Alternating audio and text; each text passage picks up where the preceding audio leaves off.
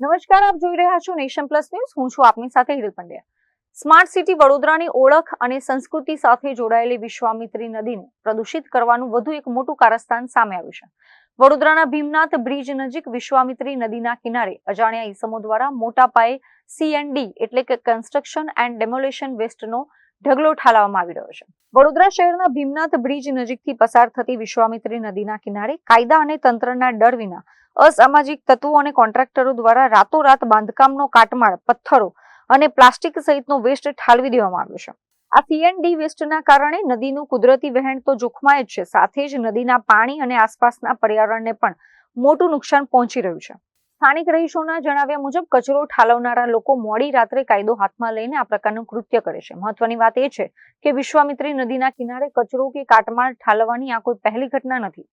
અગાઉ પણ અનેક વખત નદી કિનારે કેમિકલ, મ્યુનિસિપલ વેસ્ટ અને બાંધકામનો કચરો નાખવાના કિસ્સાઓ પ્રકાશમાં આવી ચૂક્યા છે. વારંવાર રજૂઆતો કરવા છતાં વડોદરા મહાનગરપાલિકા અને GPCB દ્વારા કોઈ નક્કર પગલાં ભરવામાં આવતા નથી. તંત્રની આ જ ઢીલી નીતિના કારણે આવા તત્વો બેફામ બન્યા છે. હવે જોવાનું એ રહેશે કે તંત્ર CCTV ફૂટેજના આધારે આ અજાણ્યા ઈસમોને ક્યારે જેલ ભેગા કરશે.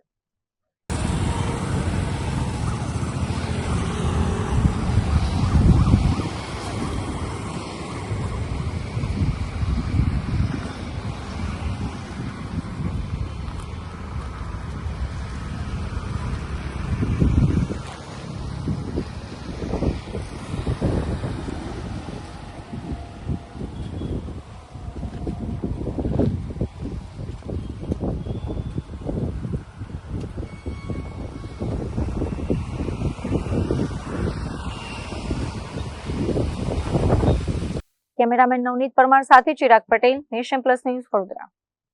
સમાચારોના સતત અપડેટ મેળવવા માટે અમારી નેશન પ્લસ ન્યૂઝની YouTube ચેનલને સબસ્ક્રાઇબ કરો, બેલ આઇકન દબાવો અને જોડાયેલા રહો Facebook, Instagram અને Twitter પર.